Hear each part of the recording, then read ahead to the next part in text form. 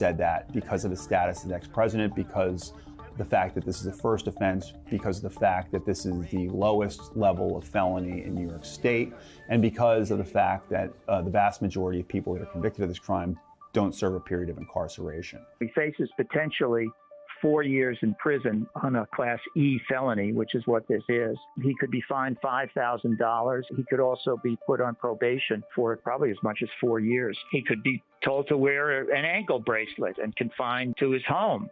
There are all kinds of options here. He's a first-time offender, and I will tell you that statistically, first-time offenders normally do not get jail time on this offense. So historically that's been the case. First-time offenders for these types of offenses don't typically get jail time. In addition to that, you can't send former President Trump to jail. And by that I mean, even if the judge were to sentence him, there's not a warden in the country who's not going to say, I can't keep this person safe inside my facility. He could be sentenced to a conditional sentence, which means that the judge could set a series of conditions saying, for example, don't commit any more crimes, do community service, and if he doesn't comply with that, the judge could then send him to jail for a certain amount of time.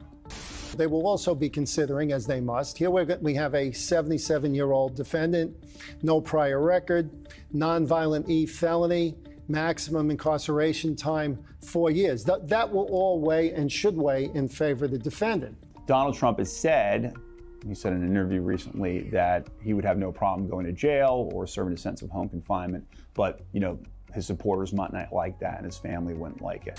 I don't know that the public would stand it, I'm not sure the public would stand for it. I think it would be tough for the public to take.